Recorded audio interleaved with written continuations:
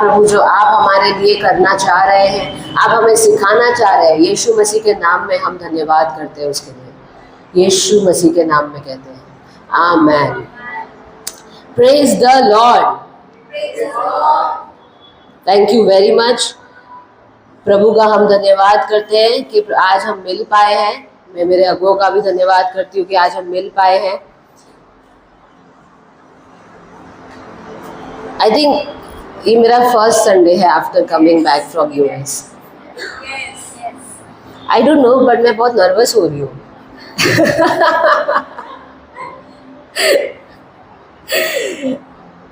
God help me. This is the first time after years मैं बहुत nervous हो रही हूँ। Praise God, God help me. Hallelujah.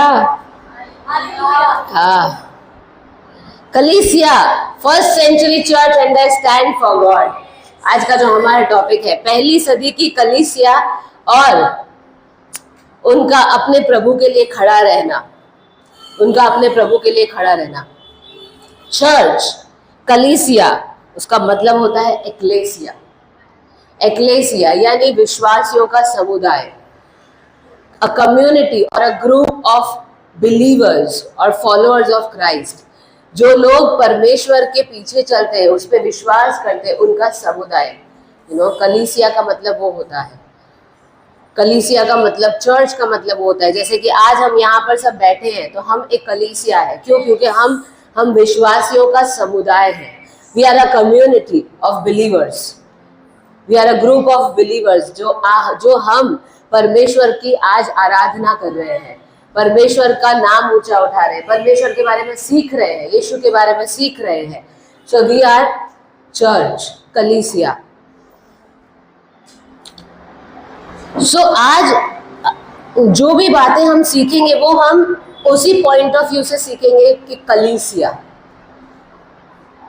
सिर्फ लीडर्स नहीं, सिर्फ डीकन्स नहीं, सिर्फ जिनके पास टाइटल्स है वो नहीं, पर होलसम कलीसिया जिसमें आप यू कैन बी बिलीवर, आप बिलीवर हो सकते हैं, आपके पास टाइटल हो सकता है, नहीं हो सकता है, एनीथिंग, लेकिन we are talking about church, wholesome church, congregation. हम सभी के बारे में बात करें, चाहे फिर वो कितनी भी उनकी एज हो या कितने भी छोटे हो, नो मैटर व्हाट।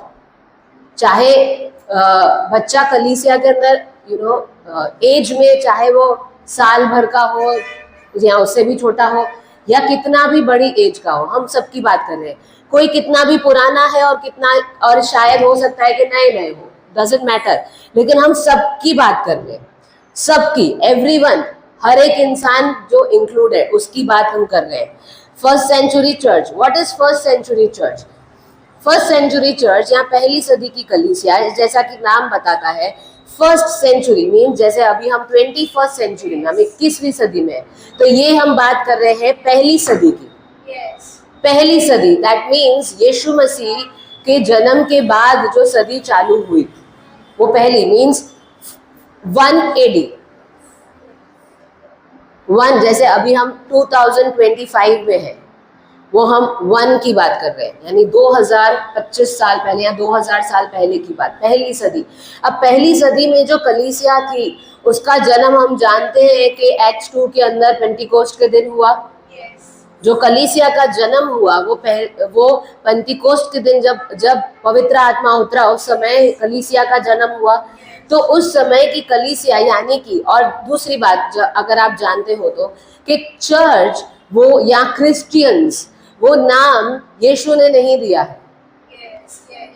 उसका मतलब होता है दोज हू फॉलो क्राइस्ट, जो लोग यीशु के पीछे चलते हैं या जो उन्होंने जो वचन दिए हैं उसको फॉलो करते हैं, उसको अपने जीवन में उतारते हैं, उसको फॉलो करते हैं, यीशु की टीचिंग को फॉलो करते हैं, वचन को फॉलो करते हैं, उसको बोलते हैं फॉलोअर्स ऑफ क्राइस्ट और बिलीवर्स। यीशु के ऊपर जो विश्वास करते हैं उसको बोलते हैं विश्वासी, ठीक है। उसको जो अपना मालिक बनाते हैं उनको बोलते हैं विश्वासी। और चर्च या क्रिश्चियंस जो नाम दिया गया है वो हमको दिया गया है क्योंकि ऐसा कहा जाता है ये लोग क्राइस्ट को फॉलो करते हैं, इसीलिए वो क्रिश्चियंस हैं। ना ये कोई किसी ने कोई धर्म नहीं दिया है हमें, यीशु कोई धर्म प्रचार करने नहीं आए थे। So we are not talking about religion. तो इस तरीके से नाम आया कलीसिया, चर्च, और एक्लेसिया जो उसका जो रूट वर्ड है, ओरिजिन वर्ड है ecclesia, group, community of people who believe. और then comes Christians, that means followers of Christ, जो यीशु को फॉलो करते हैं, राइट, उसकी डॉक्ट्रिन को फॉलो करते हैं, उसके वचन को फॉलो करते हैं, उसको मालिक बनाते हैं। दोज आर तो फर्स्ट सेंचुरी चर्च, पहली सदी की कलीसिया मीन्स उस समय जो लोग कलीसिया का जन्म हुआ तब जो लोग उस कलीसिया में थे उन लोगों की बात की गई है, फर्स्ट सेंचुरी चर्च, और उनका प्रभु के लिए खड़े रहना। So why it is important आज 2000 साल के बाद, क्यों वो इम्पोर्टेंट है? क्योंकि वो जो कलीसिया थी, जो पहली सदी की कलीसिया थी, जब जन्म हुआ था कलीसिया का, वो हमारा प्रोटोटाइप है, वो हमारा, हम उसको जैसा कि लिखा है एक्ट्स के अंदर, प्रेरितों के काम से लेके आगे की जो पत्रियां हैं उनमें कलीसिया के बारे में लिखा गया है। जो 4 गॉस्पेल्स है, मत्ती, मार्क, लूक, यूहान, उसके अंदर यीशु मसीह जब पृथ्वी पर थे उन्होंने जो चमत्कार किए और उनके जीवन के बारे में बहुत अच्छे से लिखा है। लेकिन प्रेरितों के काम, ऑफ कोर्स यीशु के बारे में ही लिखा है प्रेरितों के काम के बाद भी, लेकिन जो फोकस है वो कलीसिया के ऊपर है कि यीशु के रेजरेक्ट होने के बाद और स्वर्ग में जाने के बाद अब कलीसिया का क्या रोल है, और वो हमें प्रेरित बताते हैं कि कलीसिया में क्या होना चाहिए, कैसे होना चाहिए। और इसीलिए पहली सदी की कलीसिया वो हमारा प्रोटोटाइप है, या वो हमारा जो है वो एग्जाम्पल है, या वो जो उन्होंने जो फाउंडेशंस ले की है, उन्होंने जो नींव डाली है, उस पे हम आज खड़े हैं। और भले ही आज हम 2000 साल के बाद है, लेकिन फिर भी हम कहते हैं हम पहली सदी की कलीसिया है। क्यों? क्योंकि हम उन्हीं वचनों के ऊपर अपनी नींव डाल रहे हैं, उन्हीं वो प्रेरितों के काम के अंदर जो पतरस कह रहा है, पॉल कह रहा है, दूसरे जो प्रेरित है उन्होंने कहा है, जो कलीसिया का जो मॉडल वहां पर है, हम उसी को फॉलो कर रहे हैं। उसी तरीके से हम ये कलीसिया, जैसा कि यीशु ने बताया 12 प्रेरितों को और उसके बाद भी पौलुस को और बहुत सारे दूसरे लोगों को, तो उसी तरीके से आज भी हम अपने फाउंडेशन को, अपनी नींव को उसी के ऊपर डाल रहे हैं। इसीलिए बहुत जरूरी है हमारा बाइबल के अंदर प्रेरितों के काम और उसके बाद जो पत्रियां हैं उसके अंदर जो कलीसिया का पिक्चर है उसको देख के आज हम अपनी कलीसिया में या अपने राज्य के जीवन में, अपने जीवन में हम आगे बढ़े। It's very very important, very very important. वो हमारा मॉडल है। अगर हमको किसी को देखना है तो हमको यीशु को देखना है, और हमको जो कलीसिया जो उसके बाद वचन में लिखी हुई है उस तरीके से वो हमको देख के आगे बढ़ना है। और इसीलिए हम हर चीज जो भी है वो वचन के अनुसार हमारे कलीसिया में होगी और हमारे जीवन में होगी, फिर चाहे जो भी हो, राइट। सो वही उसी तरीके से आज हम देखेंगे कि कलीसिया पहली सदी की और उनका परमेश्वर के लिए खड़े रहना। सबसे पहली चीज जो हम कई बार we miss out on things, या ये एरिया के ऊपर हम कई बार मिस कर लेते हैं अनजाने में या अननोइंगली या इग्नोरेंस में कई बार या इमोशंस में कई बार हम मिस कर लेते हैं। वो है, जैसे मैंने कहा कि कलीसिया के अंदर हर कोई इंक्लूडेड है, इवन बच्चे भी। तो वो 1 महीने का बच्चा हो, कुछ दिन का बच्चा हो, 1 साल का बच्चा हो या बड़ा बच्चा हो, कोई भी बच्चा हो, हम कई बार बच्चों को मे बी इमोशनली या इग्नोरेंस में हम मिस आउट कर लेते हैं। क्या हम चाहते हैं कि जो हर एक यहाँ पे जो भी बैठा है वो चाहेगा कि जो आशीष हमारे ऊपर आ रही है एज पेरेंट्स या एज बड़े लोग, वही आशीष बच्चों के ऊपर भी आए? हम चाहते हैं, राइट। चाहे हम ऐसा नहीं बोलेंगे कि जब तू 18 साल का हो जाए या 18 साल की हो जाए या 20 साल की हो जाए तब तेरे ऊपर आशीष आना शुरू होगा। हम ऐसा चाहेंगे? हम चाहेंगे वो पैदा होता है तब से ही आशीष आना शुरू। और अगर आप कलीसिया में, तो हम वो पैदा नहीं हुआ है तब से हम आशीष बोलना शुरू करते हैं कि वो आशीषित ही हो, सिंस कंसेप्शन वो आशीषित ही हो, राइट। तो इसका ये मतलब है कि अगर हम चाहते हैं कि हमारे बच्चे उन्हीं आशीषों में चलें, तो हमें उनको कलीसिया के अंदर कलीसिया के जैसे इंक्लूड करना पड़ेगा, जैसे हम इंक्लूड होते हैं, जैसे हम पार्टिसिपेट करते हैं, जैसे हम एक्टिव होते हैं, तो उसी तरह से हमें हमारे बच्चों को भी करना होगा। मैं क्यों ये पॉइंट ले रही हूँ, क्योंकि कई बार समटाइम्स हम वो एरिया को इग्नोर कर देते हैं कि अभी तो छोटी है, अभी तो उसको कुछ पता नहीं चल रहा है। नहीं, परमेश्वर सबका परमेश्वर है, उद्धार सबका उद्धार है। परमेश्वर एज देख के परमेश्वर नहीं होता है कि तू 18 साल की होगी तो मैं तेरा परमेश्वर होऊंगा, तो ब्लेसिंग्स आएगी, तो सारी चीजें आएगी। नहीं, परमेश्वर सबका परमेश्वर है, एज कुछ भी हो। उसी तरह से sometimes we sometimes do that, ignore. तो जिस तरह से हम स्टैंड लेते हैं वैसे हमको हमारे बच्चों को भी सिखाना पड़ेगा। लेकिन मैम वो बच्चे हैं, वो कैसे स्टैंड लेंगे? क्यों नहीं ले सकते? अगर आप उनको बताओगे कि ये प्रेयर का टाइम है तो यू नीड टू प्रे, यानी इसका ये मतलब है कि उस समय उनको दूसरी चीजों के लिए स्टैंड लेना है। अगर आप उनको बताओगे कि ये हमारा जीवन है, हमारा परिवार राज्य का परिवार है, तो हमको राज्य के हिसाब से चलना होगा। We need to teach our children. बहुत बार ऐसा होता है कि हम विजिटेशंस पे जाते हैं, मिनिस्ट्री के लिए जाते हैं, तो पेरेंट्स ऐसा बोलते हैं कि इनकी वजह से हम नहीं कर पा रहे, या कई बार वो बोलेंगे कि ये इस तरह से करती है या करता है और उसकी वजह से हमारा फ्लो रुक जाता है। That is why I am teaching you this. इसीलिए मैं ये बता रही हूँ, we need to take stand. हमको हमारे इमोशंस के आगे, हमको हमारे इग्नोरेंस के आगे स्टैंड लेना होगा कि नहीं, हमारे बच्चे सी आप वो करो। अच्छा मुझे बताओ कि जब घर के अंदर खाना बनता है तो आप जो खाते हो वही अपने बच्चों को खिलाते हो या उनको कम पोषण वाला खिलाते हो? ऐसा होता है, कम हेल्दी उनको खिलाते हो, या आप खाते हो 56 भोग और उनको खिला रहे हो खाली दही खिचड़ी? ऐसा होता है? आई मीन ऑफ कोर्स वो खाने लायक होते हैं, उसकी बात कर रही हूँ। 1 महीना के होते तब आप उनको मटन चिकन और 56 भोग नहीं खिलाते हो, ठीक है? अभी आप समझ रहे हो कि आप उनको कम हेल्दी खाना खिलाते हो, यानी आप जो खा रहे हो घर के अंदर तो वही आप उनको भी खिलाओगे। सेम वे आप जो कर रहे हो वही आप उनसे करवाओ। आप प्रेयर कर रहे हो, उनको प्रेयर करना सिखाओ।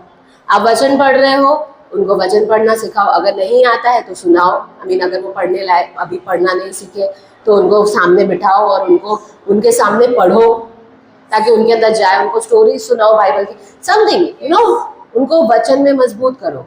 आप टंग्स में बोल रहे हो तो उनको उनके अंदर भी टंग्स आएगी। Pray for them, they will speak in tongues. और हमारी कलीसिया में छोटे छोटे बच्चे बोलते हैं, सो दे विल। आप जो कर रहे हो उनको करवाओ। अगर आप खाना खा रहे हो और उनको वही खाना खिला रहे हो तो आप जो प्रेयर कर रहे हो उनको वही प्रेयर करवाना सिखाओ। Just do what you are doing and they will do what you do. वो वही करेंगे जो आप कर रहे हो ना। आप उसको दोनों तरीके से ले सकते हो। अब वो वही करेंगे जो आप कर रहे हो, राइट? सो हमको उस एरिया को इग्नोर नहीं करना है और हमको उसको इमोशनली नहीं लेना है। ना ही हमको इस तरीके से लेना है कि वो छोटा है, छोटी है, उसको नहीं पता चल। उसको सब पता चलेगा। जो परमेश्वर, जो पवित्र आत्मा आप में है वही पवित्र आत्मा उसमें है। तो जो पवित्र आत्मा आपको सिखा सकता है वो पवित्र आत्मा उसको भी सिखा सकता है। ऑफ कोर्स वो उसकी समझदारी से उसको सिखाएगा, पर सिखाएगा।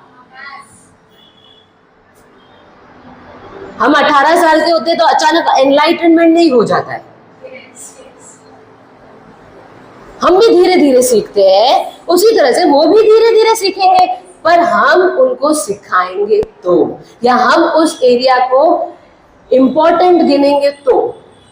एंड आई टेल यू, ये चीज आपके परिवार को और मजबूत करेगी। क्योंकि आप मानते हो ना कि आपके बच्चे आपके परिवार का हिस्सा है, या सिर्फ हस्बैंड वाइफ है परिवार में। आई मीन जब बच्चे भी आपके परिवार का हिस्सा है तो और बच्चे भी ब्लेसिंग्स के लिए they are eligible for it, अगर वो उसके योग्य है या वो उनका हक है, और बच्चे भी वही खाना खाते हैं और बच्चे भी उसी घर में रहते हैं और बच्चे भी इतने ही अच्छे कपड़े पहनते हैं, तो बच्चे भी उतनी ही प्रार्थना करने चाहिए, बच्चे भी वचन पढ़ने चाहिए, बच्चे भी टंग्स में बोलने चाहिए, बच्चे भी स्टैंड लेने चाहिए। If it's family, it's family. और ये चीज आपके परिवार को, और पहली सदी की कलीसिया में ये था। आप बोलोगे मैम वचन बताओ, let us read the word. Acts 21, प्रेरितों के काम 21, उसका 8 और 9। दूसरे दिन वहां से चलकर हम यहाँ पर हम यानी कि लूका कह रहा है, क्योंकि प्रेरितों का काम लूक ने लिखा है, और लूका जो है वो पौलुस के साथ था और उसके दूसरे साथी भी थे। हम चलकर कैसरिया पहुंचे और फिलिपुस सुसमाचार प्रचारक के घर जाकर, जो सातों में से एक था, उसके यहाँ है। ये सातों में से एक था, यानी ये फिलिप वो था कि जो प्रेरितों के काम आई थिंक 6ठे अध्याय में 6th चैप्टर के अंदर जो 7 डीकन्स को चुना गया था, इज इट 6th चैप्टर, जो 7 डीकन्स को चुना गया था, 7 जिसके अंदर 6th chapter, right 6th chapter के अंदर, जिसमें स्टीफनुस था, फिलिप था और दूसरे और 5 और थे, निकानोर था और ऐसे दूसरे 5 और, यानी 7 जो डीकन्स थे उनमें से एक था। और फिलिप कौन था? इवेंजलिस्ट था। फिलिप सुप्रचारक था, सुसमाचार फैलाने वाला था। Means he was one of the 5 fold ministries, right, हम बोल सकते हैं ऐसा, क्योंकि वहां पे लिखा है ही वाज एन इवेंजलिस्ट। अब पौलुस जो था, अब ये बात हो रही है प्रेरितों के काम 6ठे अध्याय की, जहां पर उनको चुना गया था, और वो किस काम के लिए चुना गया था? खाना पिरोसने की सेवा के लिए। मीन्स उस समय वो, उसको कोई टाइटल नहीं था, ही वाज अ डीकन, वो डीकन था, या उसको जो दूसरी सेवाएं उसके लिए चुना गया था। लेकिन वहां पे लिखा है वो विजडम से वो लोग भरे हुए थे, पवित्र आत्मा से भरे हुए थे, राइट। सो ना पौलुस जो था वो, उसका उद्धार हुआ, हम जानते हैं प्रेरितों के काम 9वें अध्याय में, राइट। यानी पौलुस उस समय भी परसिक्यूटर था, वो उस समय भी सताव करने वाला था, पर प्रभु को नहीं जानता था बेसिकली। तो पौलुस उस समय जब उनको चुना गया था तब वहां पे नहीं था, बाद में उसका इंट्रोडक्शन हुआ होगा। और in the same way Philip भी पौलुस को नहीं जानता होगा, यानी इन द वे कि प्रभु को जानने वाला। लेकिन इतने सालों में प्रेरितों के काम, जब नई नई कलीसिया का जन्म हुआ था, और उसके बाद जब ये जो एपिसोड लिखा हुआ है आप देखोगे उसमें बहुत सालों का गैप है बीच में। ऐसे हमको लगता है 6ठे से 21 यानी 15 ही तो अध्याय है, 2 दिन में पढ़ लेंगे, पर वो 2 दिन की बात नहीं है, उसके बीच में बहुत सारे सालों का गैप है। और उसमें पौलुस की जो मिनिस्ट्री थी, पौलुस एज ए प्रभु को जानने लग गया, वो प्रेरित अभिषेक में, क्योंकि हम जानते हैं कि प्रेरितों के काम 13वें अध्याय में उसको एज ए प्रेरित उसको अलग किया गया, यानी वो सारी बातें हुई और उसकी एक बहुत बड़ी मिनिस्ट्री हो गई। और इस बीच में ऑब्वियसली कि फिलिप को पता चला होगा पौलुस के बारे में और उसकी मिनिस्ट्री के बारे में, you get the story, right. और फिर ऐसा होता है कि पौलुस जो है, लूक जिसने प्रेरितों के काम लिखा है, वो और उसके साथी वो लोग फिलिप के घर जा रहे हैं। एक बैकग्राउंड देने का कुछ मकसद है मेरा, फिलिप के घर जा रहे हैं। और फिर क्या होता है? और वो वही फिलिप है जो प्रेरितों के काम 6ठे अध्याय में जिसको अनॉइंट किया गया था। उसकी 4 कुंवारी पुत्रियां थी जो भविष्यवाणी करती थी। उसकी 4 कुंवारी पुत्रियां थी। दैट मीन्स, मुझे नहीं पता है, बाइबल इसके बारे में साइलेंट है, तो मुझे नहीं पता है कि प्रेरितों के काम 6ठे अध्याय में फिलिप की 4 बेटियां थी कि नहीं थी, और हो सकता है होगी तो भी वो छोटी होगी। मुझे एज के बारे में नहीं पता है, लेकिन यहाँ पे सिर्फ इतना लिखा है कि वो अभी भी शादी नहीं हुई थी उनकी। और वो क्या करती थी? वेमाउथ ट्रांसलेशन ऐसा कहता है, दे वर प्रॉफिटेस। वेमाउथ ट्रांसलेशन में उनको प्रबोधिका कहा गया है। बाकी सब जगहों पे लिखा है कि, कहीं पे लिखा है कि वो प्रभु का वचन बोलती थी, कहीं पे लिखा है कि वो प्रबोध करती थी, कहीं नबिया थी। राइट, नबूवत करती थी। सो फिलिप जो एक इवेंजलिस्ट था, फिलिप जो कलीसिया में था, अगर और उसकी 4 बेटियों के बारे में लूक लिख रहा है प्रेरितों के काम में कि वो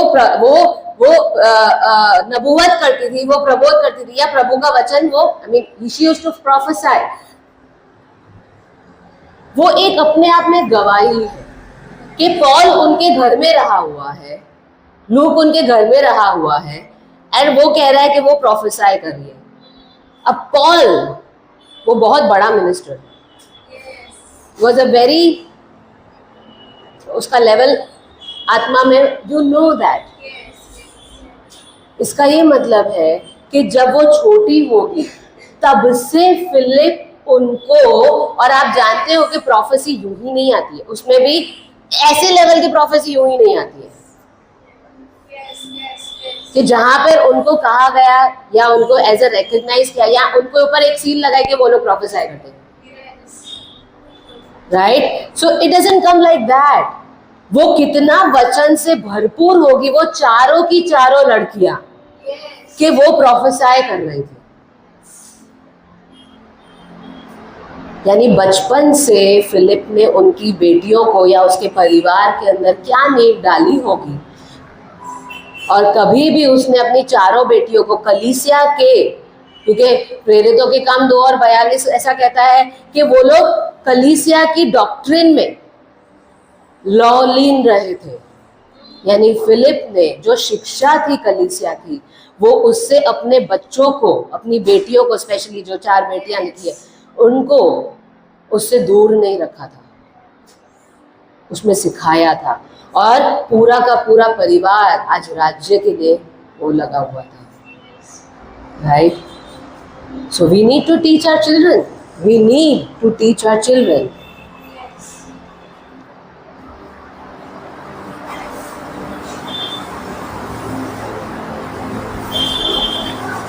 फिलिप को कई बार स्टैंड लेना पड़ा होगा, उनकी बेटियों को कई बार स्टैंड लेना पड़ा होगा, उसके परिवार को कई बार स्टैंड लेना पड़ा होगा, लेकिन उसने लिया। और हम देखते हैं कि जब पौलुस और वो लोग जाते हैं तो वहाँ पे उनके बारे में एक अच्छी गवाही लिखी हुई है, they prophesy. Same for our children. Okay, next thing, प्रेरितों के काम 1 के अंदर हम देखते हैं, पूरा चैप्टर अगर आप पढ़ते हो तो वहां पर प्रार्थना की बात लिखी गई है कि वो लोग प्रार्थना में लगे रहे थे। 120 लोग प्रार्थना में लगे हुए थे प्रेरितों के काम 1 के अंदर। वो लोग सभी लोग प्रार्थना किसके लिए प्रार्थना कर रहे थे? पवित्र आत्मा के लिए वो लोग प्रार्थना कर रहे थे, क्योंकि यीशु मसीह ने उनको कहा था कि मैं जाऊंगा और तुम्हारे ऊपर पवित्र आत्मा आएगा, और वो समय आ गया था कि वो लोग प्रार्थना में लगे रहे। और हम जानते हैं कि वो प्रार्थना जो थी उनको पता नहीं था कितने दिन करनी पड़ेगी। वहां पे कहीं पे भी यीशु ने नहीं कहा था मैं जाऊंगा तो 50वें दिन में भेजूंगा, ऐसा कहीं पे भी प्रभु ने नहीं कहा है। दैट मीन्स वो लोग सिर्फ प्रार्थना में लगे हुए थे। और दूसरा कि जब वो प्रार्थना में लगे होंगे, से फॉर एग्जाम्पल 1 दिन, फिर 5वां दिन, फिर 10वां दिन, तो कई बार क्या होता है कि हम इम्पेशेंट हो जाते हैं, हम उतावले हो जाते हैं। प्रभु कब? तूने कहा था प्रभु, लेकिन कब होगा?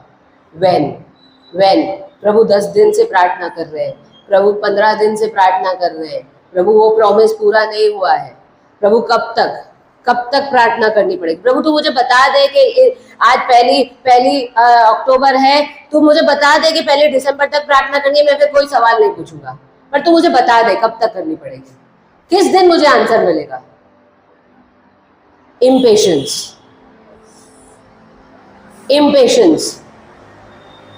लेकिन वो लोग प्रार्थना में लगे रहे। अब उनके पास, अब इंसान थे, पवित्र आत्मा भी नहीं था उस समय, विचार तो आते ही होंगे कब तक प्रेयर करेंगे।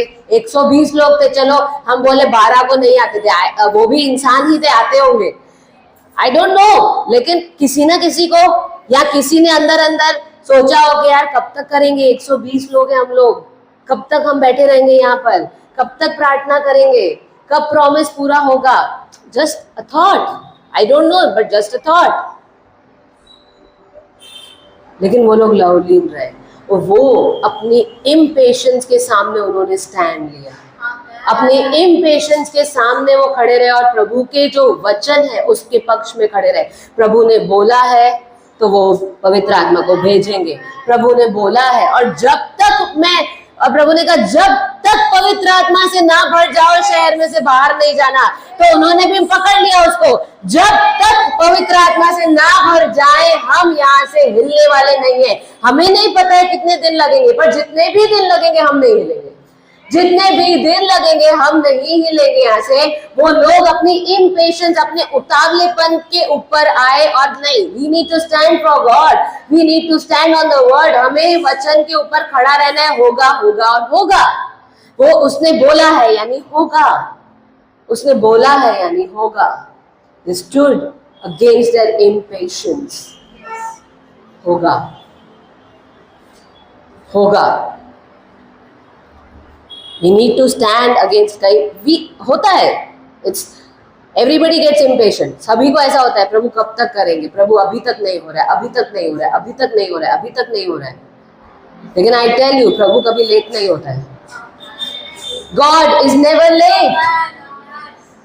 प्रभु कभी लेट नहीं होता है। पवित्र आत्मा लेट नहीं था, 50 दिन क्यों लगाए, लेट हो गया पवित्र आत्मा? नो, पवित्र आत्मा उसके सही समय पे ही आया था। वहां पर we just need to pray, we just need to pray, we just need to pray, we just need to pray, we just need to pray, और खड़े रहना है उसके ऊपर, और खड़े रहना है उसके ऊपर। और फिर क्या हुआ? चलो, पवित्र आत्मा, प्रेरितों के काम 2 में हम जाते हैं। वो लोगों ने प्रार्थना की, 50वां दिन आया और क्या हुआ? पवित्र आत्मा आया और वो लोग क्या करने लग गए? अन्य अन्य भाषाएं बोलने लग गए। अब जब वो अन्य अन्य भाषाएं बोल रहे थे, तब वो किस तरह से अन्य अन्य भाषाएं बोल रहे थे? Come on, talk to me. किस तरह से बोल रहे थे?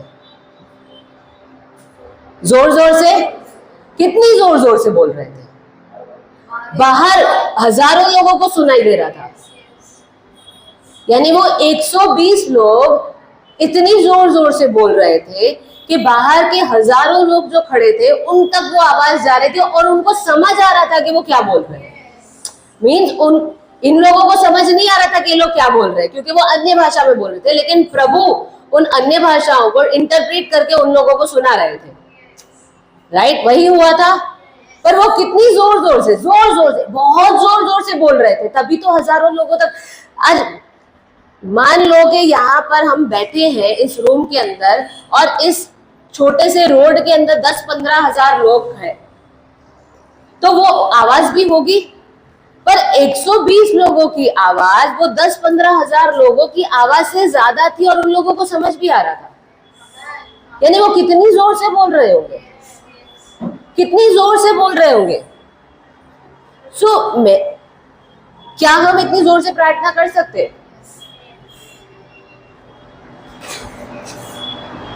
ये तो बहुत जोर जोर से प्रार्थना करते हैं। कई लोग बोलते हैं प्रभु को इतना, कोई प्रभु ऊंचा सुनने वाला थोड़ी है कि इतनी जोर जोर से प्रार्थना करनी पड़ती है हमको।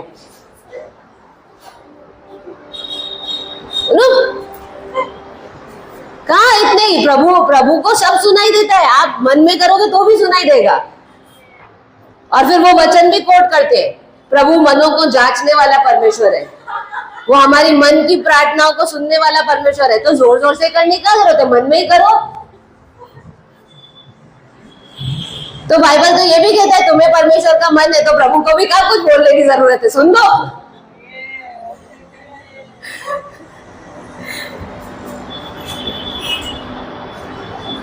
हम एक वचन को लेके डॉक्टर नहीं बना सकते।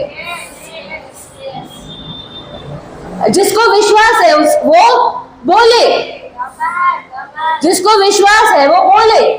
लेकिन हम तो मन में ही प्रार्थना करते हैं। क्यों? क्योंकि प्रभु थोड़ी ऊंचा सुनने वाला है। आई एम नॉट अगेंस्ट कि आप मन में प्रार्थना नहीं करो। मैं उसके भी अगेंस्ट नहीं हूं कि आप धीरे धीरे प्रार्थना नहीं करो, लेकिन मैं जो कह रही हूं कि आप पवित्र आत्मा से भर के उसकी लीडिंग में प्रार्थना करो।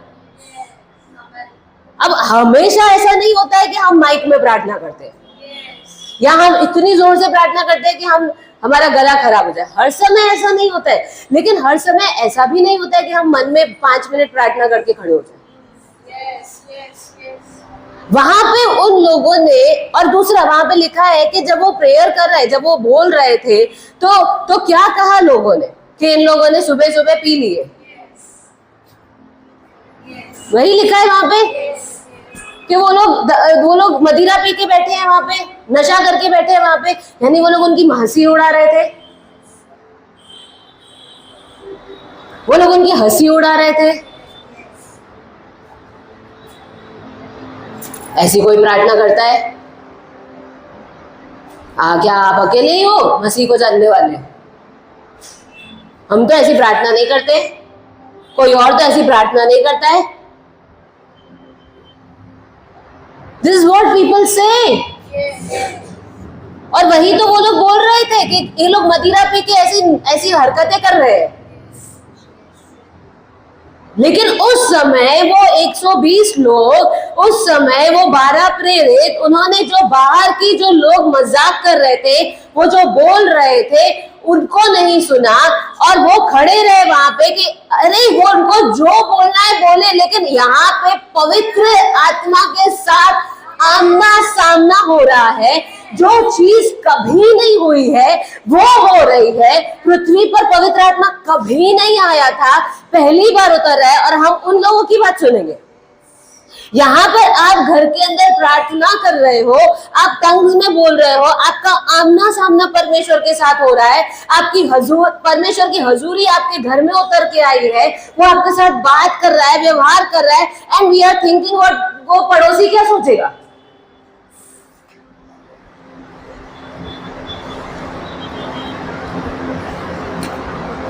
उन्होंने उन बातों के ऊपर, वो जो बाहर की आवाजें थी उसके आगे स्टैंड लिया और परमेश्वर के पक्ष में खड़े रहे, परमेश्वर के वचन के ऊपर खड़े रहे, उसकी आत्मा में बहने में वो दे टुक अ स्टैंड। नहीं, हम तो परमेश्वर के हजूरी में हैं और हम उसको जाने नहीं देंगे, हम ये एनकाउंटर को अपने आप से छीनने नहीं देंगे।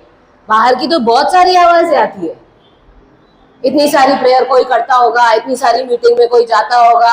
आई मीन कौन करता है रात को? कोई प्रभु बोलता है कि रात को जाग जाग के प्रार्थना करो?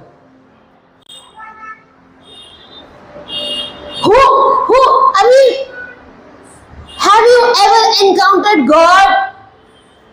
क्या आपने कभी प्रभु को एनकाउंटर किया है जो आप सलाह दे रहे हो हमको?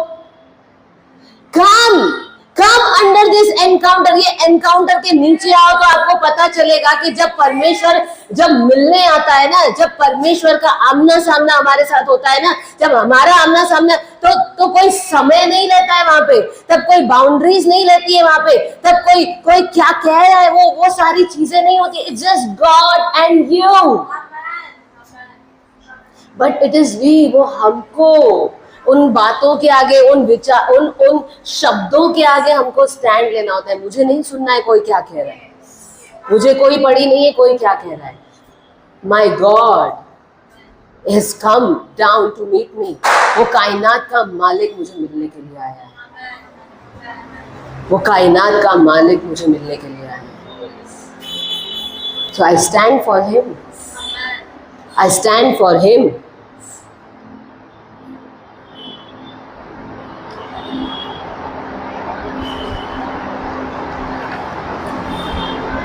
धीरे धीरे बोलो, जोर से नहीं बोलते, धीरे धीरे बोलो। किसी को सुनाई नहीं दे ऐसे बोलो, प्रभु को भी सुनाई नहीं दे ऐसे बोलो।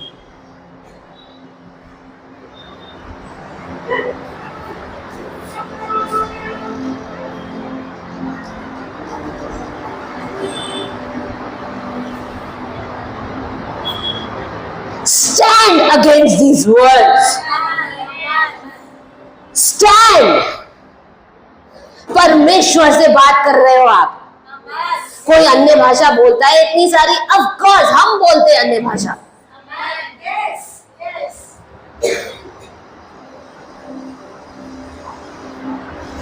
अन्य भाषा किसी को समझाने के लिए नहीं होती है। आओ बैठो 10-15 लोग, मैं अन्य अन्य भाषा बोलती हूँ और आपको समझ में आएगा, उसके लिए नहीं होती अन्य भाषा। बाइबल कहता है अन्य भाषा इसीलिए दी गई है ताकि हम परमेश्वर से बात कर सके, हमारी उन्नति हो सके। तो आपको किसी को समझाने नहीं बैठना है कि आप अन्य भाषा में क्या बोल रहे हो, नहीं, आपको खुद को समझने के एफर्ट्स डालने के। प्रभु को जो समझाना होगा समझा देंगे। We just need to just speak in tongues. वो 120 लोग वहां पर समझने नहीं बैठे थे कि हम क्या बोल रहे हैं। They were just speaking.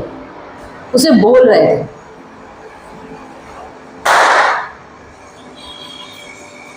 मैंने अभी कहा कि हमको छोटे बच्चे की तरह होना चाहिए। जब छोटा बच्चा नया नया बोलना सीखता है तो वो क्या क्या क्या बोलता है, बताओ, बोलो, बताओ क्या बोलता है? बाबा बोलेगा, मम्मी को भी बाबा बोलेगा, पापा को भी बाबा बोलेगा, पानी को भी बाबा बोलेगा, सब चीज को बाबा बोलता है। उसको समझ में आता है क्या बोल रहा है, दूसरे को समझ में आता है क्या बोल रहा है। चलो उसकी मम्मी होगी या उसको पता इशारे से किसी भी तरीके से, पर चलो मान लो कि आप बाहर से आए हो और वो बोल रहे बाबा बा, तो आप लोग क्या बोल रहे हैं बेटा, क्या चाहिए बेटा, समझ में आता है क्या? उसको पढ़ी भी होती है कि वो आपको समझाए, वो तो बोल रहा है, उसको कोई पढ़ी नहीं होती। आपको समझ में आ रहा है, नहीं समझ में आ रहा है, मुझे बोलना है, मैं बोल रहा हूँ, बात खत्म। वो मम्मी के पास जाके बोलेगा बा बा बा बा, अरे मैं मम्मी हूँ, नहीं बा बा बा बा, मैं बा नहीं हूँ, मैं बा बा बा। उसको कोई पड़ी नहीं है कि आपको समझ में आ रहा है कि आपको नहीं समझ में आ rहा है, आपको अच्छा लग रहा है कि आपको नहीं अच्छा लग रहा है, आपको कुछ भी हो रहा है, उसको कोई पड़ी नहीं है। उसको बोलना है, वो बोल रहा है।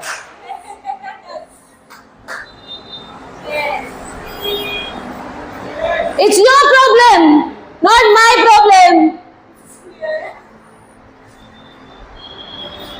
तो अन्य भाषा वो किसी को समझाने के लिए नहीं होती है, वो जिसको समझ में आते ना, हमारे पिता को उसको समझ में आती है और वो हमें जवाब देता है। जब कोई बच्चा भले ही उसको पानी बोलना नहीं आता है तो भी उसकी मम्मी उसको पानी ही देगी जब उसको पानी चाहिए, उसको दूध ही देगी जब दूध चाहिए। क्यों? क्योंकि उसकी मम्मी को या उसके पापा को समझ में आता है वो क्या बोल रहा है मेरा बच्चा, क्योंकि he is connected or she is connected.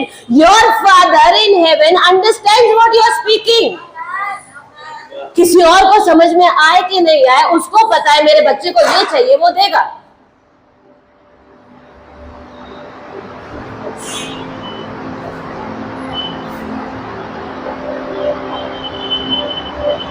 ये भाषा शैतान की ओर से हो, ठीक है, आप मत बोलो, हम तो बोलेंगे। Don't get into arguments. प्रेरितों के काम में वो आसपास में कहीं भटक भी रहा होगा ना, दूसरे में तो भाग गया होगा वहां से, जब वो अन्य अन्य भाषाएं बोलने लग गए होंगे। तो Why I'm telling you this? कोई हेजिटेशन मत रखिए। कई बार क्या होता है, हम बोलते हैं लोगों को कि जब आप गाड़ी चला रहे हो, आप बाइक चला रहे हो, आप टू व्हीलर चला रहे हो, आप खाना बना रहे हो, आप where you're going, आप इवन चल भी रहे हो, तो स्पीक इन टंग्स। हम बोलते हैं कि आप अन्य अन्य भाषाएं में बोलो, पर वो बाजू वाला जो बाइक चला रहा है वो क्या सोचेगा? अरे कौन है वो आपका कि वो सोचेगा उसकी पड़ी है? आज के बाद शायद कभी दिखाई भी नहीं देगा आपको वो। यहाँ पे प्रभु अंदर कुछ डाल रहे हैं, उसकी नहीं पड़ी है, वो बाजू वाला जिसको कभी जानते नहीं हो, कभी दूसरी बार मिलने नहीं वाला है, उसकी पड़ी है कि वो क्या सोचेगा। And I tell you, आज सुबह ही हम गाड़ी में आ रहे थे, हम लोग बहुत ज्यादा टंग्स में बोल रहे थे, मैं बोल रही थी और मेरे बाजू में दो बाइक वाला खड़ा था, सिग्नल पे दो देख रहे थे मुझे, तो मैंने दूसरी बाजू देखा और मैंने फिर से टंग में बोलना शुरू कर दिया, अरे who are you?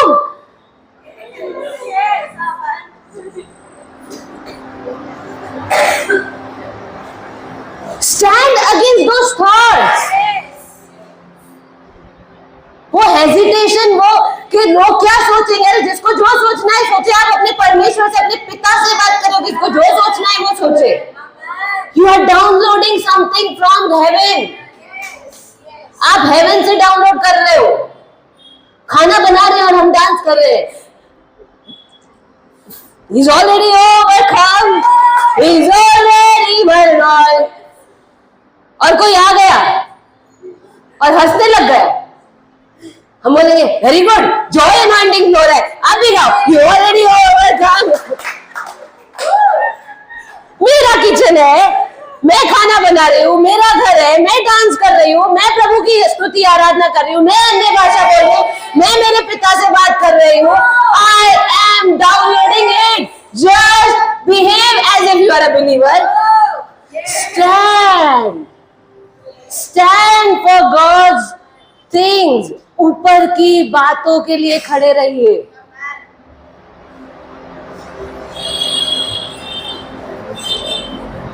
ऊपर की बातों के लिए खड़े रहिए। ऊपर की बातों के लिए खड़े रहिए। Not what these people are saying.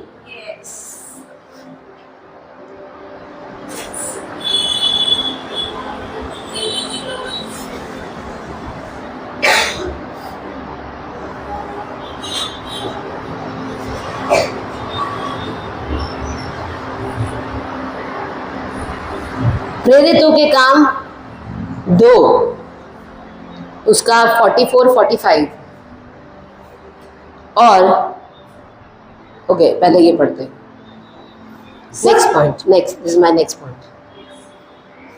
सब विश्वासी मिलजुल कर रहते थे और उनकी सब वस्तुएं साझे की थी। वे अपनी संपत्ति और सामान बेचकर जैसे जिसकी आवश्यकता होती थी सबको बांट दिया करते थे। वो अपनी सब वस्तुएं क्या करते थे? नहीं, उसके पहले क्या लिखा है? अरे उसके बाद क्या लिखा है? बेचकर, अपनी वस्तुएं बेचकर। अच्छा, अभी प्रेरितों के काम 4 अध्याय 34-37। उनमें से कोई भी गरीब नहीं था। एक मिनट। अभी तो बोला सब बेच रहे थे और बांट दे रहे थे, अभी बोलते गरीब नहीं था। फिर आगे क्या लिखा है? और क्या कुछ और भी बेच रहे थे वो लोग। वे सब लोग जो भूमि या घरों की Oh my God, property means in lakhs or crores. के स्वामी थे, अपनी भूमि या घरों को बेच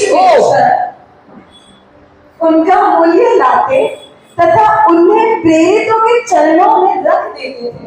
वाव! तब जैसे जिसकी आवश्यकता होती थी उसके अनुसार उन्हें बांट देते थे।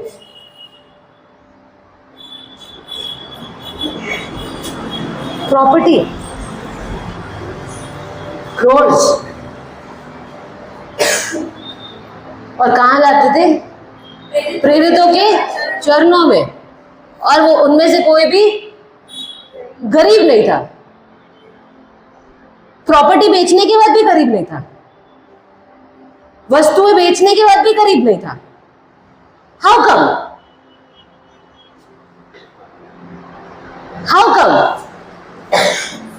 अब ऐसा तो होगा नहीं ना कि सभी के पास 50-50 प्रॉपर्टियां फालतू पड़ी होगी, चलो एक आधी बेच दी, प्रेरितों के चरणों में ला दी। यहाँ पे उस वाले एटीट्यूड की बात नहीं लिखी गई है।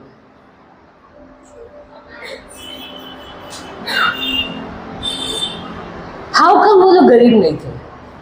हाउ कम उनका? और हिंदी में ऐसा लिखा है कि एक जगह पे ऐसा लिखा है कि उनको कोई, इंग्लिश में, कि दे नेवर लैक्ड एनीथिंग। उनको किसी चीज की अछत नहीं हुई, उनको किसी चीज की कमी नहीं, उनको किसी चीज की घटी नहीं हुई। प्रॉपर्टीज बेच रहे हैं, चीजें बेच रहे हैं और अपोस्टल्स के चरणों में ला रहे हैं और उनको कोई चीज की कमी नहीं है।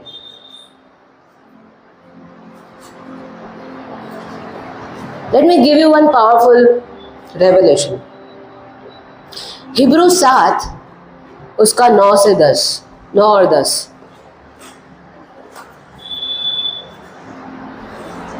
तो क्या कह सकते हैं कि 10वां अंश लेने वाले लेवी ने भी इब्राहिम के द्वारा 10वां अंश लिया, क्योंकि उस समय वह अपने पिता इब्राहिम के देह में ही था जब मलकीसदेक ने उससे भेंट की।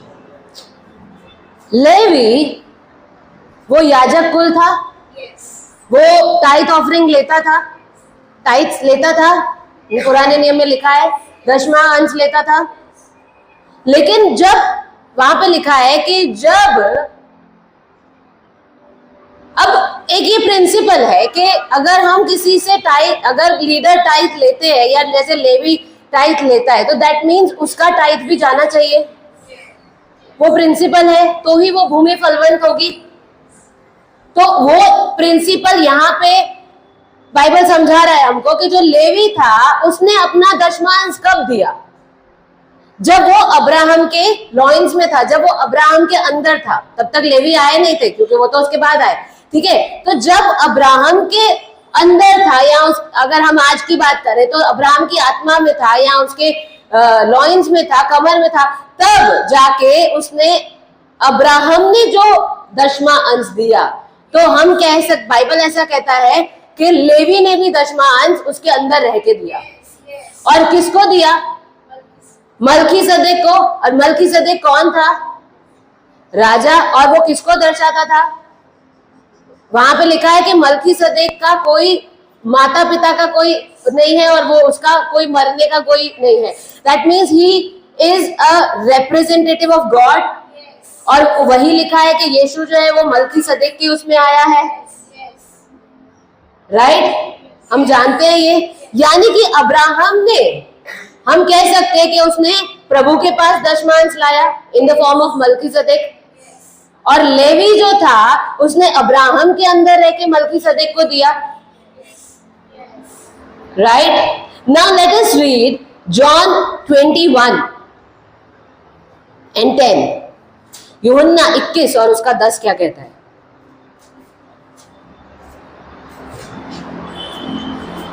यीशु ने उनसे कहा, जो मछलियां तुमने अभी पकड़ी है उनमें से कुछ लाओ। यीशु ने किसको कहा?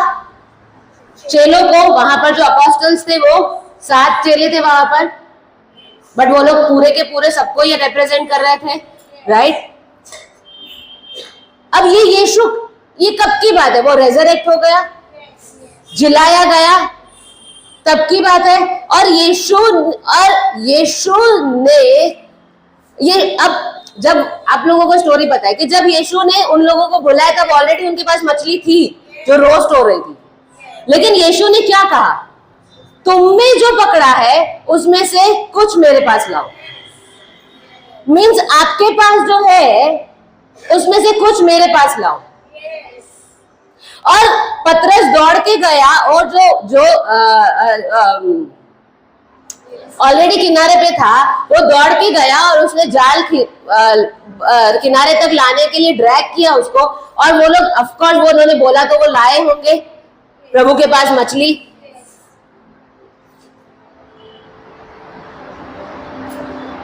और प्रभु ने उनको क्या दिया उस समय? यीशु ने क्या दिया उनको? पहले से ही जो मछली वो थी वहां पर, और पहले से ही जो ब्रेड थी वहां पर। और हम जानते हैं कि कुछ समय पहले ही सर ने ये बताया था कि वो हेवनली था, वो स्वर्ग से आया हुआ प्रोविजन था, वो आग वो स्वर्ग से आई हुई थी, वो मछली यीशु, ये वी डोंट नो, यानी वो स्वर्ग से आई हुई मछली थी, वो स्वर्ग से आई हुई ब्रेड थी, रोटी थी। जब अपोस्टल्स, जब वो प्रेरित यीशु के पास वो लेके गए जो उन्होंने पकड़ा था, तो यीशु ने क्या ओपन किया? जो स्वर्ग का था, हेवनली प्रोविजन। अब जब कलीसिया अपना सब कुछ बेच के प्रेरितों के चरणों में ला रही है, वो प्रेरित जिसने ऑलरेडी परमेश्वर के पास अपना सब कुछ, और बाइबल ऐसा दूसरी जगह कहते हैं, मत्ती 19 और उसका 27 ऐसा कहता है कि प्रभु हमने तो सब कुछ अपना तुझे दे दिया है तो हमको क्या मिलेगा? तो प्रभु कहते हैं तुम्हें 100 गुना और अनंत जीवन मिलेगा, तुम्हें 100 गुना और अनंत जीवन मिलेगा, तुम्हें इस काल में 100 गुना, और मीनिंग कि वो हम सब किसकी आत्मा में है? हम सब किसकी आत्मा से पीते हैं? हमारे लीडर की। We are in his spirit. यानी जब हमारे लीडर खड़े हैं तो हम सबको वो रिप्रेजेंट अपने अंदर लेके चल रहे हैं। जब वो पतरस के चरणों में या अपोस्टल्स के चरणों में ला रहे थे तो वो लोग किसकी आत्मा में थे? अपोस्टल्स की। लेवी किसकी आत्मा में था? इब्राहिम की, जब मल्कीसदेक को दिया गया। यानी अपोस्टल्स के ऊपर वो मेंटल था, अपोस्टल्स के ऊपर, प्रेरितों के ऊपर, आपके लीडर के ऊपर वो स्वर्ग खुला है। वो प्रेरित जो या वो लीडर जो अभी अपने दशमांश और अपनी ऑफरिंग्स अपने लीडर को देता है, उनके ऊपर वो स्वर्ग का दरवाजा खुला है, वो पोर्टल खुला है, वो मेंटल खुला है कि जब आप उनके पास लाते हो तो हेवनली प्रोविजन जो उनके अंदर है वो आपके ऊपर खुला होगा। वो आपके ऊपर खुला कैसे? जब पतरस और बाकी के प्रेरित जब यीशु मसीह को उनके पास जो था वो लाए, तब उनके लिए हेवनली प्रोविजन खोला गया, उनके लिए स्वर्ग का प्रोविजन खोला गया। और जब कलीसिया अपना सब कुछ बेच के पतरस के चरणों में लाई या अपोस्टल्स के चरणों में लाई, तब उनके जीवन में भी हेवनली प्रोविजन खोला हुआ। इसीलिए उनमें से कोई भी गरीब नहीं था, भले ही वो अपना बेच के ला रहे थे, पर कोई गरीब नहीं था। This is how tithes and offerings work.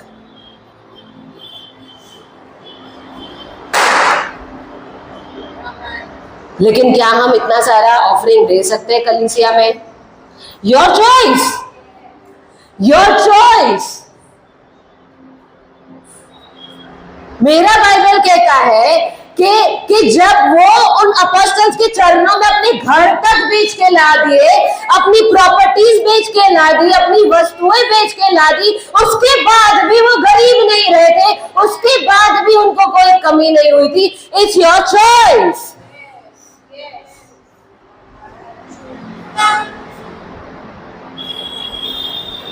कि हम, लेकिन यीशु, लेकिन मछली तो ऑलरेडी है, तो मेरे में से क्यों लाऊं मैं? तेरे पास तो ऑलरेडी मछली है ना प्रभु। तो जो खींच के ला रहे थे जाल उधर ही फट जाती है और वो मछलियां वापस नदी में चली जाती है। ऐसा कहीं लिखा नहीं है।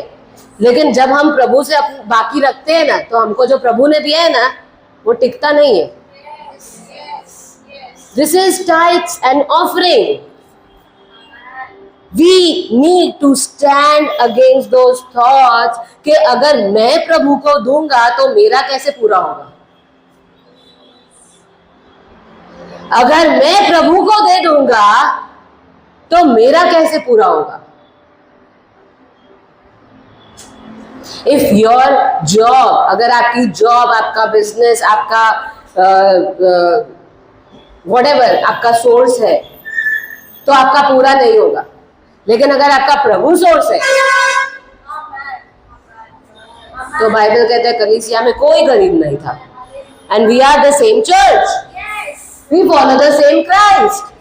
हमारी कलीसिया में कोई कमी नहीं रहती है, किसी के जीवन में कोई घटी नहीं रहती, कोई गरीब नहीं रहता। हो सकता है कि आप प्रभु के पास आए तब आपके पास कमी हो, लेकिन जब आप प्रभु को ऑनर करना शुरू करते हो, तब आपको टाइफाइड हो तो भी, तब आपने 8 दिन नहीं भरे हो तो भी, तब आपका रूल बुक में लिखा है कि बोनस नहीं मिलेगी तो भी वो बॉस आपके अकाउंट में वो सब कुछ डालेगा जो उसको डालना है।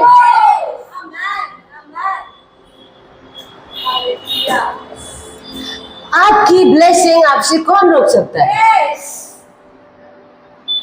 और ये हर बात के लिए वहां पे लिखा है, प्रभु हमने हमारा घर छोड़ा, हमने हमारा परिवार छोड़ा, हमने हमारा सब कुछ छोड़ा और हम तेरे पीछे हो लिए। तो प्रभु कहते तुमको 100 गुना किसका? सब कुछ का। अब ऐसा नहीं कि एक बीवी छोड़ी तो 100 बीवी मिलेगी। Don't apply that. मीनिंग कि आपको भरा पूरा परिवार मिलेगा। आपको परमेश्वर के राज्य का परिवार मिलेगा ना. Don't imply wrong things. और ऐसा भी नहीं है कि चलो 100 रुपया टाइट हम दे रहे हैं तो हम काउंटिंग करने लग जाए. 100 का 100 गुना कितना होता है. हाँ, अगले महीने वो मेरे पास वापस आने वाला है ना. उसका मतलब है कि आपका मन सबसे पहले राज्य को खोजो, सबसे पहले राज्य को और धर्मीपन को खोजो. यानी आपका मन वो 100 × 100 में लगा हुआ है. Are you getting my point? हम हमारा जीवन प्रभु के पास लाते हैं तो प्रभु कहता है कि तुम्हें जीवन मिले और भरपूर मिले, उसके लिए मैं आया हूं. हम हमारा जीवन देते पर वो सामने हमको भरपूरी में वापस देता है. वो हमको अनंत जीवन वापस दे रहा है. वो हमको वो बातों में लेके जा रहा है कि जो कभी हमारे जीवन में नहीं थी, उन बातों में लेके जा रहा है. So we need to stop those things. हमारे मन में जो ये या जो हमारे बाहर से जो आवाजें सुन ली है या जो ऐसी चीजें हमने कहीं पे भी हमारे अंदर घर कर दी है. और ये सिर्फ फाइनेंस की बात नहीं है, इसमें आपका पूरा जीवन, अगर आप समय दे रहे हो तो it will multiply. God will redeem. वो आपको उस तरीके से रिडीम करेगा. अगर आप अपने बच्चों को उस तरीके से सिखा रहे हो तो आपके बच्चों को के अंदर वो बातें डालेगा. अगर आप अपने परिवार के अंदर वो बातें ला रहे हो तो वो आपके परिवार के अंदर लाएगा. फाइनेंस में ला रहे हो तो फाइनेंस में लाएगा. आप अपने जीवन में ला रहे हो, अपने मन में ला रहे हो, अपने हर रोज के रूटीन में ला रहे हो, वो ऐसी बात है. अपनी स्लीप, अपनी नींद आप कुर्बान कर. I mean you whatever you give to Lord, वो मल्टीप्लाई करके ही आपको देगा. बाइबल कहता है परमेश्वर किसी का उद्धार नहीं रखता है. वो कोई चीज उद्धार नहीं, वो रख नहीं देगा अपने पास. लाओ टाइट मेरा है, वापस दे दो. अब मैं तो मेरा ही था, मैं थोड़ी वापस दूंगा तुमको कुछ भी. वो कह रहे हैं कि तुम दशमांश मेरे पास लाओ और मैं तुम्हें प्रोटेक्शन दूंगा. फिर वो कहता है तुम ऑफरिंग भी लाओ, फिर मैं तुम्हारे ऊपर झरोखे खोलूंगा.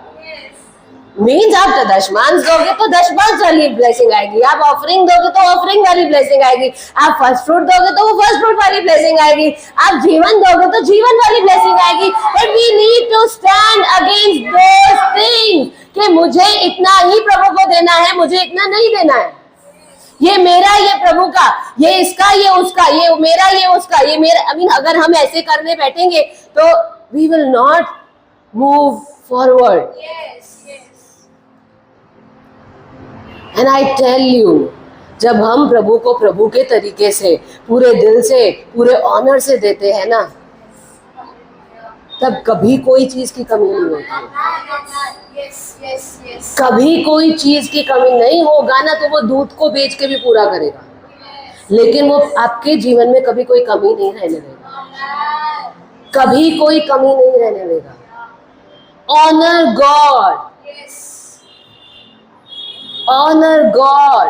आप परमेश्वर को वो दो जो परमेश्वर का है, जो परमेश्वर he is worthy of it. And वो आपको वो देगा कि जो आपने कभी सोचा भी नहीं है. कभी बैठना हमारे साथ, हम बताएंगे testimonies from the very start till the end. And not end, continue, to be continue. वो कभी नहीं ये करेगा, आपसे कुछ भी बाकी नहीं रखेगा ना. मुझे फटाफट फिनिश करना. Let's go to Acts 3. अभी तो हम 1, 2, 3 में 3 में ऐसा लिखा है कि पतरस और यूहन्ना मंदिर जा रहे थे, नॉर्मल प्रेयर के लिए जा रहे थे. उनका जो रूटीन होगा उसमें जा रहे थे. और वहां पर वो एक लंगड़े भिखारी को मिलते हैं.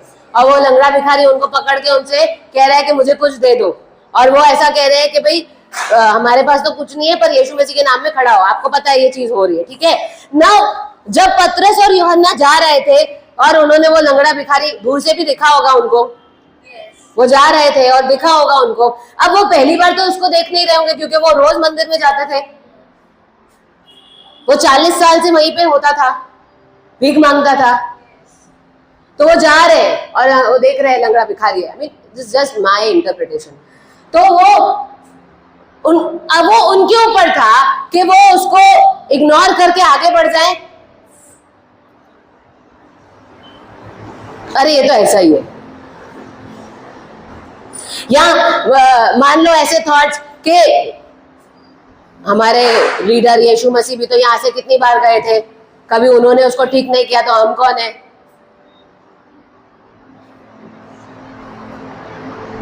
करना होता तो यीशु ही ठीक कर देता ना, हम क्या करें? जान दे उसको, जान दे। चल चल चल यूहन्ना, जल्दी चल जल्दी चल जल्दी चल, कुछ मांगेगा वो। थोड़ा दूर दूर से चल दे, दूर से कुछ मांग लेगा।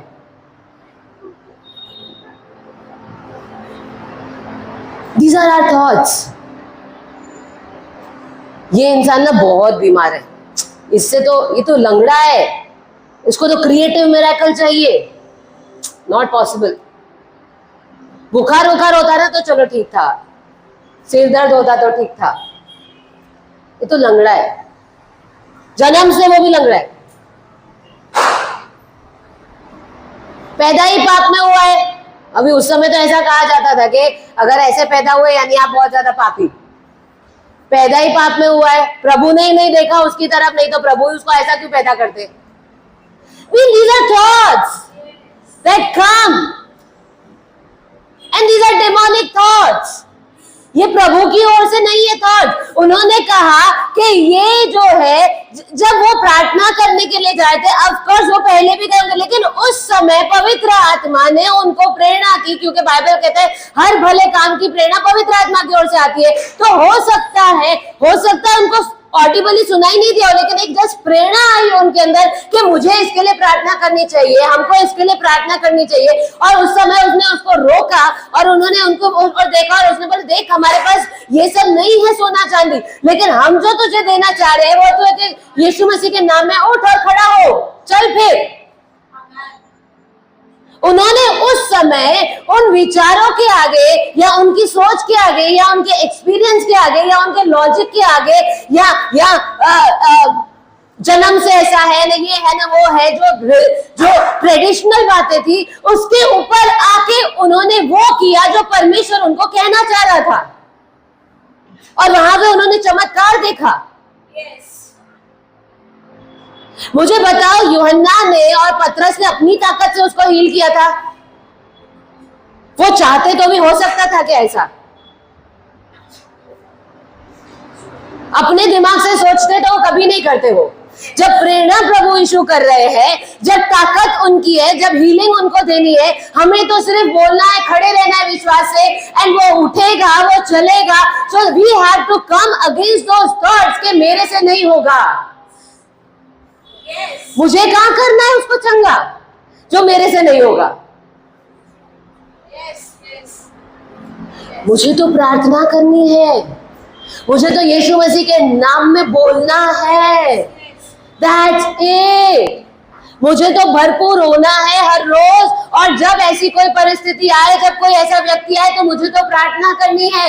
हमने सुना कि वो लेडी जिसको सिर दर्द होता था, जिसको डॉक्टर्स ने बोला था कि नहीं ठीक होगा, तो कोई तो ऐसा बोला था कि उसको उसके हस्बैंड को कैंसर होगा, लेकिन नो वेज, मुझे थोड़ी उनको हील करना है। यीशु मसीह उनको हील करेगा, यीशु मसीह उनको छुएगा, पवित्र आत्मा की ताकत से वो बाहर निकलेंगे। मुझे तो प्रार्थना करनी है, and I need to keep all those things aside के प्रभु मेरे से नहीं होगा, प्रभु मेरे में इतनी ताकत नहीं। ऑफ कोर्स मेरे खुद में तो ताकत है ही नहीं इतनी। प्रभु ये तो बहुत बड़ी बीमारी है, तो प्रभु के लिए कौन सी बड़ी बीमारी है? प्रभु ये तो मेरा बॉस है, इसको सुसमाचार सुनाऊंगा और मुझे जॉब से बाहर निकाल देगा, तो नो वेज। बाइबल ऐसा कहता है कि आगे उन्होंने क्या कहा, विद बोल्डनेस एंड विजडम। जब ये करने के बाद उनको पकड़ लिया गया, और वो लोग, वो सदूसीज और फरीसीज जो इन्फ्लुएंशियल लोग थे, उनके आगे खड़े और उनका सताव हो रहा था, तब उन्होंने उस समय क्या कहा, हम वो करें कि जो प्रभु कह रहे हैं, या हम वो करें जो मनुष्य कह रहे हैं। अब सदूसीज और फरीसीज को यही भाषा समझ में आती थी, वो उस समय का उनका विजडम था। हर जगह पे यही लाइन नहीं लगाना। यानी कि हमको विजडम भी चाहिए, हमको बोल्डनेस भी चाहिए, और हमको खड़े रहना है प्रार्थना में कि प्रभु तेरे नाम से, या यीशु मसीह के नाम में मैं कह रही हूँ, चल उठ। यीशु मसीह के नाम में मैं कह रही हूँ कि चंगाई आए। यीशु मसीह में के नाम में मैं कह रही हूँ कैंसर दूर हो। यीशु मसीह के, यू हैव टू से in the name of Jesus, अपने नाम में नहीं, in the name of Jesus. और अगर ऐसी कोई चीज आ भी जाती है तो आपके अंदर प्रभु विजडम डालेगा कि उस समय क्या बोलना है। सो हमको उन बातों के, उन जो पुरानी, जो हमारी, जो लोगों ने जो हमारे अंदर डाला है, या पुराने जो हमारे एक्सपीरियंस की वजह से जो हमारे अंदर आ गया, I can not do it, मेरी प्रार्थना से कुछ नहीं होगा। We need to come against it and we need to stand in the name of Jesus.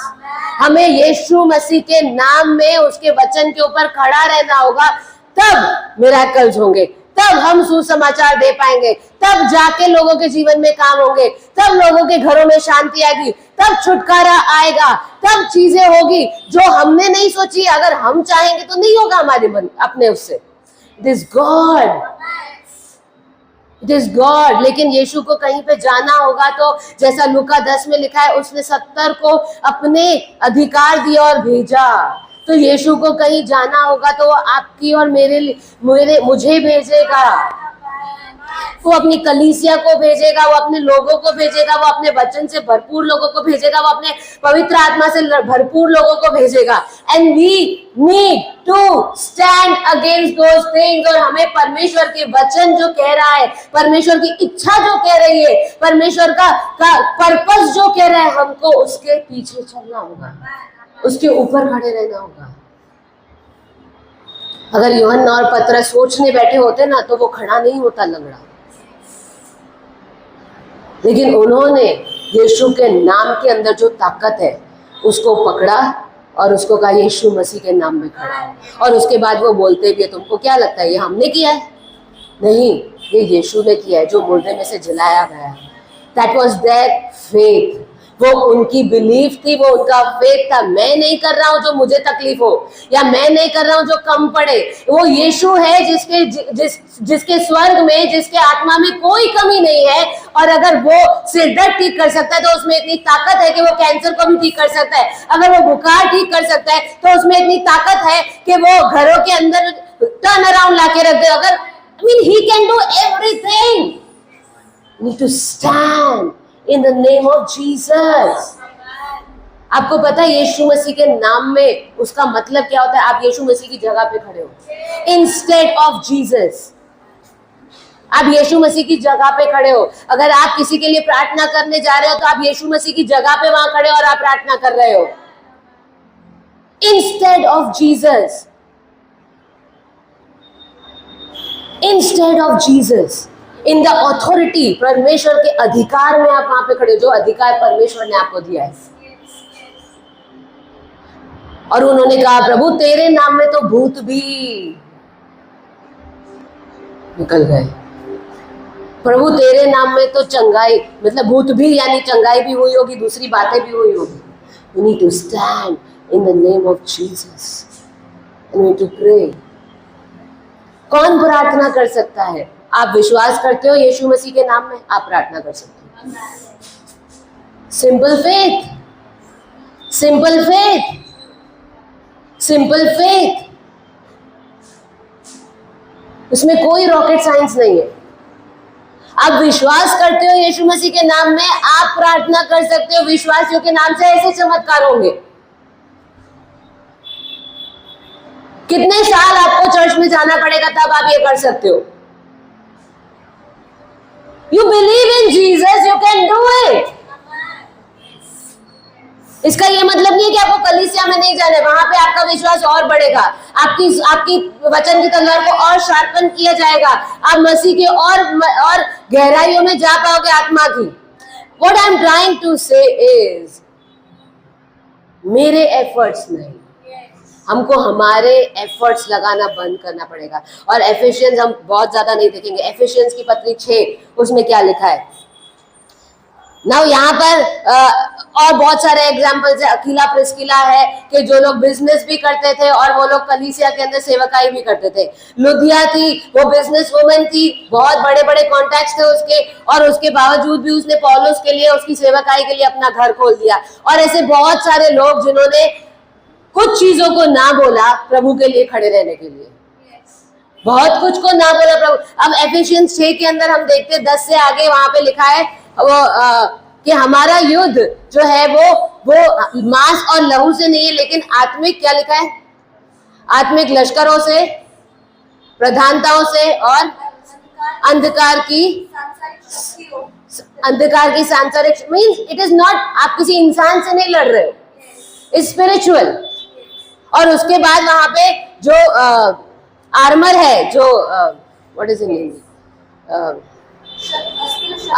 शस्त्र पहने, अस्त्र शस्त्र पहन के, प्रभु की ओर से जो अस्त्र शस्त्र पहने हुए हैं उसको पहन के हमको खड़ा रहना है, राइट। वहां पे लिखा है कि साल्वे, उद्धार का टोप, धार्मिकता की जिलम, ब्रेस्टप्लेट, विश्वास का ढाल और सुसमाचार के जूते, ये सारी बातें लिखी है, यू कैन रीड इट। एफिसियंस की पत्री 6 और 10 के आगे लिखा है।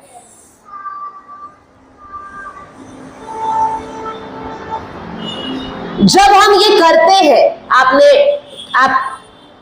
सभी लोगों को उद्धार हो चुका है, यस, तो दैट मीन्स वो टोप आपका है, आपने वो टोप पहना हुआ है ना। ये कोई वो नहीं है कि फिजिकली सबको टोपी मिलती है, ऐसा कुछ नहीं है। उद्धार का टोप पहना हुआ है, राइट। उसके बाद क्या लिखा है, धार्मिकता की झिलम, ब्रेस्ट प्लेट, यानी यहाँ पर जो हम लगाते हैं, जो सोल्जर लगाता है ब्रेस्ट प्लेट यहाँ पे लगाई जाती है ताकि तीर उसके अंदर ना जाए। धार्मिकता क्या है, या राइटियसनेस क्या है, प्रभु के साथ एक सही, it to be right with God, उसके साथ सीधाई में चलना, मीन्स वचन के अनुसार चलना, और वो जो बातें वचन कह रहा है उसमें चलना, प्रार्थना में रहना और उसके साथ अलाइनमेंट में चलना, दैट इज राइटियसनेस, राइट। फिर क्या है, विश्वास का ढाल, तो आपके अंदर विश्वास है तो आपके पास ढाल है, आपने पकड़ी है ढाल। अगर आप रोज वचन पढ़ोगे तो विश्वास आएगा, क्योंकि वचन से विश्वास आता है। दूसरा, तलवार, वचन की तलवार, अगेन वही कि आप वचन पढ़ोगे और आप उसको हर रोज मेडिटेट करोगे तो वचन की तलवार आपकी तेज रहेगी। सुसमाचार के जूते, you go and preach the gospel, यानी आपने ऊपर से नीचे तक आप वो आर्मर के अंदर ढके हुए हो, राइट। आपके सर से लेके पैर तक आप ढके हुए हो, मीन्स आपके अंदर ऐसे विचार वो डाल नहीं सकता है, वो ऐसे, यू आर कवर्ड, पूरे कवर्ड हो। और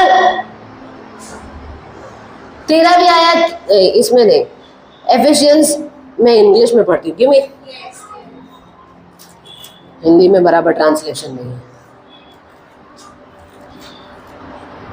13वीं आयत क्या कहती है, Therefore take up the whole armor of God, means आप पूरा का पूरा उसका जो आर्मर है, जो शस्त्र उसने दिए, अस्त्र शस्त्र, वो आप पहन लो।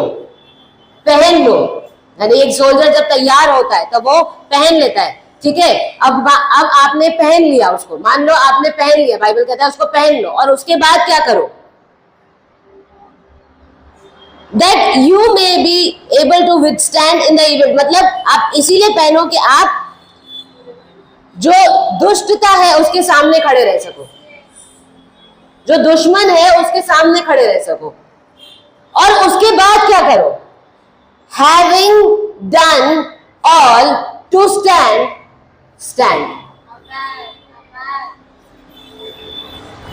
ये सब करने के बाद आप ये सब क्यों कर रहे हो, ताकि आप दुष्ट के आगे खड़े रह सको। तो उसके बाद आपको क्या करना है, खड़े रहना है। ये सारी चीजें करने के बाद आपको खड़े रहना है।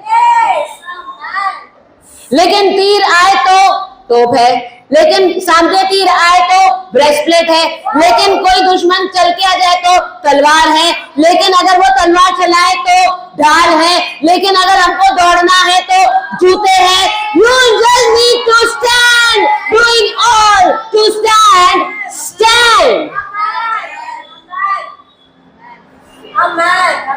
हर वो चीज करने के बाद जो आपको खड़े रहने के लिए करनी है, अपना अस्त्र शस्त्र पहनने के बाद what do you do, stand. What do you do? Stand. क्या करना है? खड़े रहो.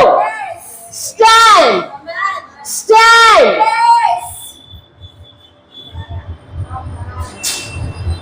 और एक आई टेल यू, अगर जो आप सोल्जर हो तो आप सीना तान के खड़े रहोगे, आप झुकोगे नहीं. You will stand like an army of God, a soldier. So stand.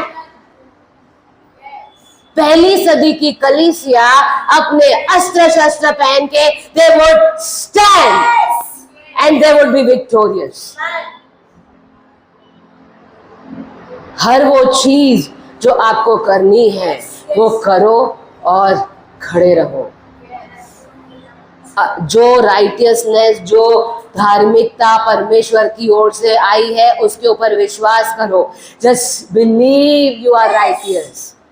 जो उद्धार आपका हुआ है उसके अंदर आपकी चंगाई भी आ चुकी है, उसके ऊपर बिलीव करो. Just believe. जस्ट बिलीव कि जो तलवार आपके हाथ में वो इतनी तेज है, वो किसी को भी, वहां पे लिखा है वचन से, वो दो धारी तलवार है जो जो जो हड्डियों को और गूदे को अलग कर देती है. It separates the bone and the marrow. वो हर चीज को अलग कर देती है. जो तलवार आपके हाथ में, जो ढाल आपके हाथ, it is enough to make you victorious. So doing all to stand. Stand. Stand for God. Stand for God.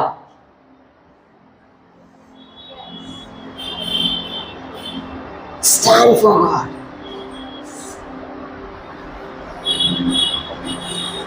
वो लोग यहोशू ने कहा, वो आर्क ऑफ कवेनेंट, वो उसको लेके जब वो बहती हुई नदी के अंदर जब उन्होंने पैर रखा, एंड दे स्टूड, वो नदी वो दो भाग हो गई और पूरा देश, पूरी प्रजा वहां से कोई जमीन में निकली. They stood. उसने कहा इस तरह से खड़े रहो, और वो खड़े रहे. आर्क ऑफ कवेनेंट क्या बताता है? वो उसकी प्रेजेंस बताती है. वो लोग खड़े रहे एंड द होल वो नदी डिवाइड हो गई. Stand on the word of God. Stand for God and God will fight for you. God will fight for you. Let us all stand. प्रभु, हम धन्यवाद करते हैं आपका इस समय के लिए. प्रभु, आपका वचन कहता है कि doing all to stand. Stand. प्रभु, आज हम खड़े हैं. प्रभु आज हम आपके वचन के ऊपर खड़े हैं. प्रभु, आज हम उन सारी बातों के अगेंस्ट में खड़े हैं कि जो हमें आप में बढ़ने से रोक रही है. प्रभु, आज हम हमारे परिवार के लिए खड़े हैं कि जो आपको यीशु में बढ़ने से रोक रहा है. प्रभु, आज हम उस डर के आगे खड़े हैं जो हमें सुसमाचार में जाने से रोक रहा है. प्रभु, आज हम उन डाउट्स के आगे खड़े हैं कि जो हमारे चमत्कारों के बीच में आ रहा है. प्रभु, आज हम उन सारी अवरोधों के आगे खड़े कि जो हमें अन्य भाषाएं जोर जोर से या विश्वास से बोलने से रोक रहा है. प्रभु, आज हम उन सारे विचारों के आगे, उन सारे डिस्टर्बेंस के आगे खड़े जो हमें प्रार्थना में डीपर जाने से रोक रहा है. हर एक बात के आगे आज हम खड़े हैं क्योंकि हमने वो आर्मर पहना है जो आपकी ओर से आता है, और दुश्मन हमारे तक नहीं पहुंच सकता है. उसके तीर, उसके फायरी डार्ट्स वो हमारे तक नहीं पहुंच सकते, क्योंकि हमने परमेश्वर से दिया गया आर्मर पहना है. हमने वो अस्त्र शस्त्र को डाल दिया है जो आपकी ओर से आए हैं प्रभु. And Lord, we believe that we are standing with the armor of God. प्रभु, हमने उद्धार का टोप पहना है. प्रभु, हमें धार्मिकता की झिलम पहनी है. प्रभु, हमारे हाथ में तलवार है. प्रभु, हमारे पास वो ढाल है विश्वास की. हमने जूते पहन के रखे सुसमाचार के. अब कोई भी हमने सत्यता की कमर बांध पहन के रखी है प्रभु. अब हमें कोई भी हिला नहीं सकता है, कोई हमें गिरा नहीं सकता है, कोई हमें आपके राज्य में आगे बढ़ने से रोक नहीं सकता है. We are here to move forward. We are here to win the battles. We are here to stand victorious. And Lord, we will stand for you. हम आपके पक्ष में, आप जहां हो हम वहां खड़े रहेंगे. We will stand for you. Thank you, Lord. Thank you for this powerful word, for this impartation. प्रभु जो हमारे बीच में हमारे लीडर के द्वारा जो prophetic word आया कि आप हमें नई ताकत से, वो नई विंड हमारे ऊपर आ रही है, and we are here to move forward. प्रभु उससे आज अपने हमें भरा है. हम धन्यवाद करते हैं उसका प्रभु. We are so thankful, Lord. हम धन्यवाद करते हैं प्रभु. हमें रिफ्रेश करने के लिए हम धन्यवाद करते हैं प्रभु. प्रभु ये दिनों में प्रभु जब हम प्रभु घर पे हो, हम बाहर जाएं, किसी से मिले, यीशु मसीह के नाम में हम कहते हैं प्रभु वहां पर शांति हो, प्रभु वहां पर आपकी हजूरी हो. प्रभु हमारी कलीसिया जहां जहां जाए वहां पर वो आपकी हजूरी को लेके जाए और वहां पे आपकी हजूरी महसूस हो, टेंजिबल प्रेजेंस वहां पे महसूस हो. प्रभु ऐसा आप होने दीजिए. प्रभु इन दिनों में सभी के साथ आप बात कीजिए. हमारे उपवास के दिनों में प्रभु खास तौर से हमारी विजिटेशन कीजिए प्रभु. And we are ready for what is coming next. हम आगे के लिए तैयार हैं. यीशु मसीह के नाम में मांगते हैं. आमेन. Amen.